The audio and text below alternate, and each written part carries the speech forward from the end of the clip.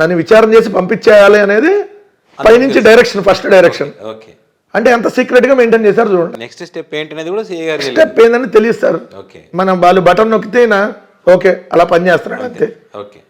So తర్వాత నా మీద స్టేట్మెంట్ అంటే నోటీస్ ఉంటుంది కదా, ఇప్పుడు ఆల్రెడీ మీ దగ్గర స్టేట్మెంట్ రికార్డ్ చేసుకున్నాము, మళ్ళీ పలానా రోజు విచారణకు రావాలనే దాని మీద నా దగ్గర సంతకం పెట్టించుకున్నాను. డేట్ ఇలా, ఓకే, డేట్ పై అధికారులు చెప్పినప్పుడు వేయాలి. ఓకే. సో ఇలా ఫార్మాలిటీ అంతా కంప్లీట్ చేశారు. ఈ లోపు 5:30 ఆ సమయంలో, అంటే అక్కడ క్లాక్ ఉంది, ఓకే, వాళ్ళ క్లాక్ ఉంది, దాంట్లో 5:30 అయి ఉంటుంది టైము. ఆ 5:30 ఆ సమయంలో ఎమ్మెల్సీ శివరామరెడ్డి గారు వచ్చారు.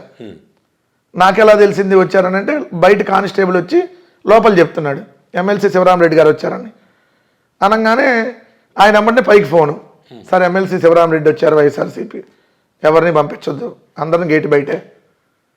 మళ్ళీ కొద్దిసేపటికి పెద్దారెడ్డి గారు వచ్చారు, మళ్ళీ ఫోన్ ఈయన లోపల కానిస్టేబుల్ వస్తాడు, బయట నుంచి చెబుతాడు, ఈయన మళ్ళీ ఫోను, పెద్దారెడ్డి గారు వచ్చారు, ఎవరిని పంపించొద్దు. అనంత వెంకటరామరెడ్డి గారు వచ్చారు, ఎవరిని పంపించొద్దు. మళ్ళీ నైరుతి అక్క అంటే గుంతకల్ ఎక్స్ఎమ్మెల్యే వాళ్ళ అమ్మాయి, ఆమె వచ్చింది, ఆమె లోకల్ గుంతకల్లు, అయినా పంపించొద్దు. తర్వాత విరూపాక్ష ఎమ్మెల్యే వచ్చారు, అయినా పంపించొద్దు. బయట మీడియా మొబిలైజ్ అవుతుంది, జనాలు అరుపులు కేకలు అని పడుతున్నాయి, నాకు వినపడుతున్నాయి లోపలికి. మొత్తం ఇంట్రాగేషన్ పూర్తయింది. ఇంట్రాగేషన్ పూర్తయిన తర్వాత అది మా లాయర్లు వచ్చారు. లాయర్లు ఇవన్నీ బెయిలబుల్ సెక్షన్లో వెంకటరెడ్డి అని చెప్పారు నాకు. చెప్పినాక ఇంట్రాగేషన్ అయిపోయింది కదా, ఎప్పుడు పంపిస్తారు అని అడిగితే, అదే సంతకం ఒకటి తీసుకోవాలి, అది సంతకం తీసుకున్నాం, డేట్ వేసి అధికారులు చెప్పగానే పంపిస్తాం అన్నాడు సిఐ. చెప్పాడు డమ్మీ, అక్కడేం లేదు అంటే ఎవరికి తెలియనట్లు సీక్రెట్. అంటే సిఐ స్థాయి అధికారులకు కూడా అసలు ఇతను అరెస్ట్ చేయడానికి వచ్చామా లేదా రిమాండ్కి పంపించడానికి మేజిస్ట్రేట్ దగ్గర ప్రవేశపెట్టాలనేది పై అధికారులు చెప్పినట్టుగా వెంటనే. అంటే ఎస్పీ స్థాయి అధికారులు కూడా ఐ థింక్ నాకు తెలియదు, ఇంకా పై స్థాయి అధికారులు మానిటరింగ్ చేస్తున్నారు. సో ఇది అయిపోయినాక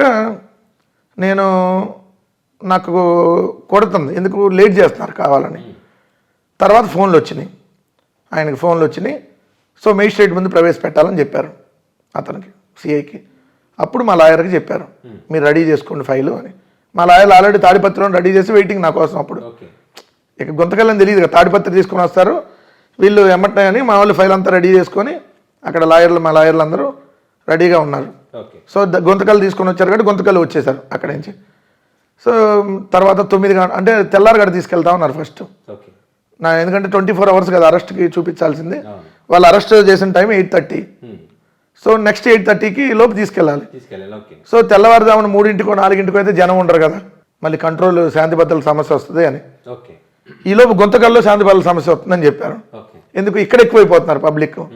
మా లాయర్లు క్లియర్గా చెప్పారు, తొందరగా మీ ఫార్మాలిటీ అయిపోతే తీసుకెళ్ళి మేజిస్ట్రేట్ గారి ముందు పెట్టండి, లేదంటే ఇక్కడ కూడా మీకు జనాలు మొబిలైజ్ అవుతున్నారు కదా అని చెప్పినాక 9 గంటలకి నన్ను ఇక్కడ తీసుకెళ్లారు.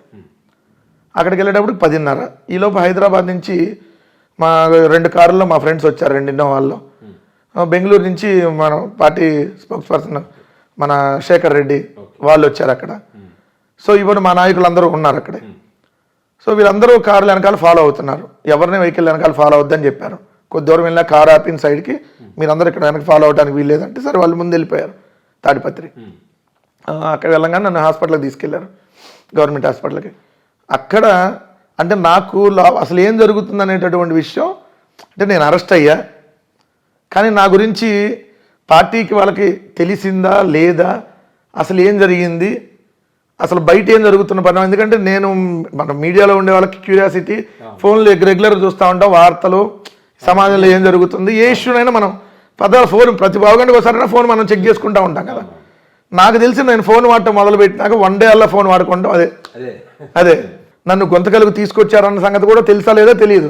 5:30కి నాకు తెలిసింది సాయంత్రం, మా పార్టీ వాళ్ళకి నన్ను తీసుకొచ్చారన్న విషయం గుంతకల్లు తెలిసింది. ఎందుకు ఎమ్మెల్సీ శివరామరెడ్డి గారు ఫస్ట్ వచ్చారు. సో ఆయన వచ్చాడంటే తెలుసు కదా. సో నాకు ఇంకా అక్కడి నుంచి అర్థమైంది, బయట కేకలు పెడుతున్నారు, ఓహో తెలిసింది. నేను బయటికి వచ్చి గుంతకల్లో ఎక్కేటప్పుడు అప్పుడు పబ్లిక్ అందరం చూడగానే ఓహో ఇదంతా అందరికీ నా కోసం పార్టీ వాళ్ళందరూ వచ్చారు అని. ఎందుకంటే అంతమంది లీడర్లు, పెద్దారెడ్డి గారు స్టేచరు, అనంత వెంకటరామరెడ్డి గారు 4 సార్లు ఎంపీగా, తర్వాత ఇక్కడికి మన హాస్పిటల్ దగ్గరికి తోపుడుదిద్ది ప్రకాష్ రెడ్డి గారు యాక్చువల్ వాళ్ళ బ్రదర్ వాళ్ళ అమ్మాయి పెళ్లి వేడుకలో ఉన్నారు, కార్డులు పంచే ఆ కార్యక్రమం. ఆయన నైట్ 10:30 ఆ టైంలో హాస్పిటల్ దగ్గరికి వచ్చారు. ఆయన అందరూ మళ్ళీ అనంత వెంకటరామరెడ్డి గారు మొత్తం పెద్దారెడ్డి గారు అందరూ వచ్చి ఏం కాదు వెంకటరెడ్డి అన్నీ బెయిలబుల్ సెక్షన్లే, నువ్వు బయటకు వచ్చేస్తావు, నువ్వేం టెన్షన్ పడాల్సిన పని లేదన్నారు. టెన్షన్ ఏం లేదన్నా, మెంటల్గా ఆల్రెడీ ప్రిపేర్ అయ్యి ఉన్నా, మనం బయట బెయిల్ రావాలంటే వస్తుంది, వాళ్ళు లోపలికి వెళ్ళాలంటే వెళ్తా, సిద్ధపడే ఉన్నా అన్న, ధైర్యంగానే ఉన్నా, నాకేం లేదు, కానీ మళ్ళీ వచ్చిన రోజు తెల్లారి నుంచే మాట్లాడతా అన్న, నేను ఎక్కడ కూడా మళ్ళీ తగ్గను అని కూడా చెప్పాను. సరే మేజిస్ట్రేట్ దగ్గరికి తీసుకుని వచ్చారు హాస్పిటల్ నుంచి. మేజిస్ట్రేట్ గారు రావడానికి టైం పట్టింది. ఎందుకు టైం పట్టింది, వీళ్ళు ఇంకా ఫైల్ రెడీ చేయలేం, వీళ్ళు ఫైల్ రెడీ చేసి క్లర్క్ ఇచ్చి వెళ్తే ఆయన మేజిస్ట్రేట్ గారు చెక్ చేసుకుని వస్తారు. అప్పుడు ఉండేదన్నీ ఇల్లు అన్నీ పక్క, అది ఆయన ఉండే రెసిడెన్స్ అండ్ కోర్టు రెండు పక్క పక్కనే. నన్ను అన్ని సంతకాలు పెట్టించుకున్నారు. మిమ్మల్ని అరెస్ట్ చేస్తున్నట్టుగా మేము ఇన్ఫార్మ్ చేయాలి, ఎవరున్నారు మీ వాళ్ళు అన్నారు. నరేందర్ రెడ్డి అని ఇక్కడ నుంచి వచ్చారు కదా, ఆయన నరేందర్ రెడ్డిది చెప్పాను, మా వాడిది. సో నరేందర్ రెడ్డికి ఆధార్ కార్డు అన్నీ తీసుకొని అప్పుడు సంతకాలు పెట్టించుకున్నారు. అప్పుడు అరెస్ట్ చూపించారు. ఎక్కడ అరెస్ట్ చూపించారు, నన్ను మెజిస్ట్రేట్ దగ్గరకు తీసుకెళ్లిన ఆ కోర్టులో నన్ను అరెస్ట్ చూపించారు. అక్కడ పలానా వ్యక్తికి నేను అరెస్ట్ చేస్తున్నామని చూపించారు.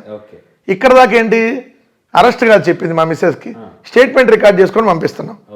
చాలా డిఫరెన్స్ ఉంది, స్టేట్మెంట్ రికార్డ్ చేసుకొని పంపించడానికి, అరెస్ట్ చేయడానికి. సో అరెస్ట్ అప్పుడు చూపించారు. అరెస్ట్ మీన్స్ పూర్తిగా కస్టడీ అన్నట్టు. సో మేజిస్ట్రేట్ ముందు తర్వాత వాళ్ళు డాక్యుమెంట్ అన్నీ అయిపోయింది, పంపించారు. తర్వాత పెన్ డ్రైవ్ కూడా అడిగారు, ఏది నేను మాట్లాడిన వీడియో పెన్ డ్రైవ్ కూడా మేజిస్ట్రేట్ గారు విన్నారు. సో మొత్తం విని మేజిస్ట్రేట్ గారు వచ్చారు. మా లాయర్లు 10 మంది వచ్చారు. నాకు ఫస్ట్ టైం, అంటే అంతకుముందు కూడా కేసులు అయినాయి కానీ కోర్టు దాకా వెళ్ళాల. సో విచారణకు వెళ్ళి వచ్చా. సో స్టేషన్ బెయిల్ వచ్చింది, ఒక టైం విచారణ జరిగింది మన కర్నూలు. సో అంతే తప్ప నేను ఎప్పుడు కోర్టు మెట్లు ఎక్కడం ఫస్ట్ టైం అది. సో కోర్టులో నన్ను ప్రొడ్యూస్ చేశారు. సిఐని అడిగారు మేజిస్ట్రేట్, మీరు ఎఫ్ఐఆర్ ఎప్పుడు కట్టారు అన్నాడు. నేను నిన్న 7:30 కట్టామండి అన్నాడు, నేను సాయంత్రం. ఆయన దగ్గర కూడా అంత డాక్యుమెంట్ ఉంది. కంప్లైంట్ ఇచ్చిన టైము, ఎఫ్ఐఆర్ కట్టిన టైము ఒకటే టైం. అరెస్ట్ చేసింది వితిన్ 12 అవర్స్లో. రాత్రి 7:30కి ఎఫ్ఐఆర్ కడితే తెల్లవారు 7:30కి మా ఇంటికి పోలీసులు ఉన్నారు. ఏది, ఆంధ్ర నుంచి తెలంగాణ వచ్చారు. చాలా మనం గమనించాల్సిన పాయింట్, ఎఫ్ఐఆర్ కట్టిన 12 గంటల్లోపు రాష్ట్రం దాటి పోలీసులు వచ్చేసారు. ఆంధ్రప్రదేశ్ రాష్ట్రం నుంచి తెలంగాణ రాష్ట్రం హైదరాబాద్కి వితిన్ 12 అవర్స్లో పోలీసులు వచ్చి నన్ను అరెస్ట్ చేయడం జరిగింది. ప్రాథమిక విచారణ చేసే ఎఫ్ఐఆర్ కట్టావా అని అడిగాడు. చేయలేదన్నాడు. ఎందుకు చేశాడని చెప్పడానికి అక్కడ లేదు, చల్లదు. ఎందుకు, రాత్రి 7:30 కంప్లైంట్ ఇస్తే 7:30కి విచారణ ఎడ చేస్తావు, దానికి టైం ఉంటుందిగా అన్నాక సుప్రీంకోర్టు గైడ్ లైన్స్ నువ్వు పాటించట్లా. సుప్రీంకోర్టు ఏం చెప్పింది, కంప్లైంట్ ఇచ్చిన తర్వాత ఎఫ్ఐఆర్ కట్టడానికి మధ్యలో 14 రోజులు వ్యవధి లోపు డిఎస్పీ ఆధ్వర్యంలో విచారణ చేయమని చెప్పారు కదా, నువ్వు బేసిక్సే పాటించలేదు. నెక్స్ట్ టైము నా దగ్గరికి ఎప్పుడన్నా తీసుకొని వస్తే విచారణ చేయకుండా ఎఫ్ఐఆర్ కడితే తీసుకురామాక అని చెప్పారు. నేను కొంత రిలీఫ్ అయ్యా. ఇది ఏమన్నా ఈ సెక్షన్లు బెయిలబుల్లా నాన్ బెయిలబుల్ అని అడిగితే మా లాయర్లు చెప్పారు ఇవన్నీ బెయిలబుల్ సెక్షన్లు అని. ఏదో సెక్షన్ అడిగాడు, ఐ థింక్ 111 BNS మరి ఏంటో 111 BNS కూడా పెట్టారు, రెగ్యులర్ ఇది కూడా ఇది అని చెప్పారు, అన్ని బెయిలబుల్ సెక్షన్లు అని చెప్పారు. చెప్పిన తర్వాత నన్ను రిమాండ్కి ఎందుకు ఇవ్వమని అడుగుతున్నావు, ఇతన్ని రిమాండ్ ఎందుకు ఇవ్వమని అడుగుతున్నావు సిఐని అడిగాడు. ఇతని మీద మల్టిపుల్ కేసెస్ ఉన్నాయండి, మల్టిపుల్ ఎఫెన్సెస్లో ఇతను ఉన్నాడు. సిఐ వాదించిన విధానం పైనుంచి రాసిచ్చింది, అది కూడా మల్టిపుల్ ఎఫెన్సెస్లో ఉన్నాడండి ఇతను. ఇతను వాంటెడ్గా ప్రభుత్వాన్ని వ్యతిరేకంగా మాట్లాడుతూ ప్రజల దృష్టిలో ప్రభుత్వం మీద రెచ్చగొడుతూ సమాజంలో అశాంతి క్రియేట్ చేస్తున్నాడు. మొన్న మధ్య కర్నూలులో బస్సు ప్రమాదంలో కూడా ఇతను వెళ్ళొచ్చాడు. సో అయినా కూడా ఇతని పద్ధతి మారలేదు. ప్రతిరోజు ఇతనికి ఇదే అండి కార్యక్రమం. ఇతని మీద ఒంగోలులో కేసు ఉంది, ఆ కర్నూలులో కేసు ఉంది, ఇప్పుడు ఇది కేసు. ఇతను కానీ మనం అక్కడ కూడా విచారణ చేసి వదిలేస్తే మళ్ళీ ఇలా చేస్తున్నాడు, అందుకని మేము రిమాండ్కి తీసుకుంటాం అన్నాడు. రెండో పాయింట్ వచ్చేటప్పటికి ఈ పరకామణి కేసు అనేది హైకోర్టు డైరెక్షన్లో విచారణ జరుగుతుంది. సో హైకోర్టు డైరెక్షన్లో విచారణ జరుగుతున్న కేసులో ఇది హత్య అని చెప్పి ఇతను సమాజంలో గొడవలు సృష్టించేటటువంటి కార్యక్రమం చేస్తున్నాడు. హైకోర్టు నియమాలకు విరుద్ధంగా వ్యవహరిస్తున్నాడు, కోర్టుని ఉల్లంఘించినట్టు కోర్టు డైరెక్షన్లో జరుగుతున్నటువంటి దాన్ని. సో ఇతను మాకు రిమాండ్ ఇవ్వండి అన్నాడు. అన్నాక అది విన్నాడు అతను. ఇది ఎక్యూజ్డ్ నెంబర్ 2ని పట్టుకోవాలంటే ఎక్యూజ్డ్ నెంబర్ 1 రిమాండ్కి ఇవ్వాలండి. ఇతను accused number 1, accused number 2 Jagananna connects. So దాన్ని వాళ్ళని పట్టుకోవాలంటే ఇతను రిమాండ్కి తీసుకొని కస్టడీకి తీసుకోవాలన్నాడు మేజిస్ట్రేట్ గారు. నిన్న ఎన్నింటికి అరెస్ట్ చేశారు అన్నాడు. 8:30 కన్నా పోలీసులు ఏమైనా ఇబ్బంది పెట్టారా అన్నాడు. ఓకే. నన్ను పోలీసులు ఏమి ఇబ్బంది పెట్టలేదండి, కాకపోతే నాకు ఎటువంటి నోటీస్ కానీ ఎటువంటి ఎఫ్ఐఆర్ కాపీ కానీ ఎవరు నా మీద కంప్లైంట్ ఇచ్చారో తెలియదు, నా మీద ఏ సెక్షన్లో పెట్టారో తెలియదు, నాకు ఎటువంటి నోటీస్ ఇవ్వలేదు. నేను ఒక రెస్పెక్టెడ్ దాంట్లో నేను పార్టీలో నేను ప్రతినిధిగా నేను పొలిటికల్గా రోజు మాట్లాడుతూనే ఉంటా. సో నెంబర్ ఆఫ్ ఇష్యూస్ మీద మాట్లాడుతూనే ఉంటాను. సో నాకు ఏ కేసు మీద అరెస్ట్ చేస్తున్నారు చెప్పలేదంటే ఏ కేసు మీద అరెస్ట్ చేస్తున్నారు చెప్పలేదని అన్నాడు. నాకు ఈ వీడియో చూపించారు సార్ ఆయన మొబైల్లో, ఈ వీడియోలో మీరు మాట్లాడారు కాబట్టి మిమ్మల్ని స్టేట్మెంట్ రికార్డ్ చేసుకోవడానికి తీసుకెళ్లాలన్నారు. నన్ను అరెస్ట్ అని కూడా చెప్పలేదు, ఇంటి దగ్గర స్టేట్మెంట్ రికార్డ్ అని చెప్పారు. అక్కడ స్టేట్మెంట్ రికార్డ్ చేసుకొని మళ్ళీ ఇక్కడికి వచ్చి రికార్డ్ చేసుకోవాలన్నారు. సో నేను దానికి సహకరించాను. నేను ఏమన్నా అంటే 1 డే టైమే ఉండేది సార్, రేపే వస్తానని చెప్పాను సిఐ గారికి. రేపు మార్నింగ్ 10 o'clock కల్లా వస్తా అన్నాను. 1 డే టైం ఏమన్నా ఇవ్వలేదు. మా ఇంట్లో మా మిస్సెస్ మా పాప ఉన్నారు, చదువుకునే పాప. సో వాళ్ళిద్దరు ఉన్నారు, లేడీస్ ఇంకెవరు లేరు ఇంట్లో.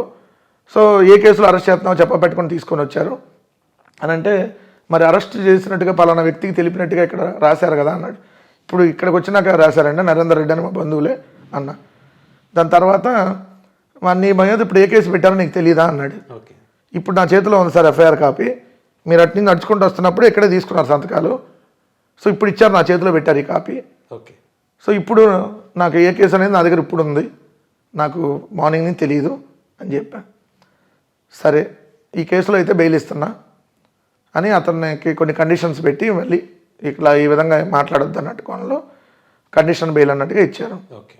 సో ఇచ్చి వ్యక్తిగత పూచీకత్తు మీద బయటకు వచ్చారు. వచ్చారు. బయటకు రాగానే మా నాయకులు క్లియర్గా ఎమ్మంటే నువ్వు ఎక్కడ మాట్లాడొద్దు, ఎందుకంటే ముందు అనంతపురం బోర్డర్ దాటి వెళ్ళిపోవాలి నువ్వు, జిల్లా దాటి, ఓకే. ఎందుకంటే నీ మీద ఇక్కడ దాడి చేయడానికి వాళ్ళు వచ్చే అవకాశం ఉంది, పోలీసులు ఇన్ఫార్మ్ చేశారు. ఓకే. అంటే ఎమ్మంటే నేను ఇక్కడ నాయకులతో కూడా అక్కడ సరిగ్గా దాడి చేయడానికి ప్లాన్.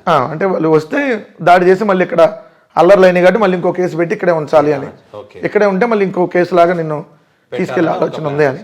ఓకే. సో ఎందుకంటే ఇమీడియట్ కార్ ఎక్కి మా ఫ్రెండ్స్ వచ్చారు కదా, ఇంక వాళ్ళ కార్లో వచ్చేసారు. నేను బయలుదేరిపోయి వచ్చేసాను. ఓకే. ఇది జరిగింది.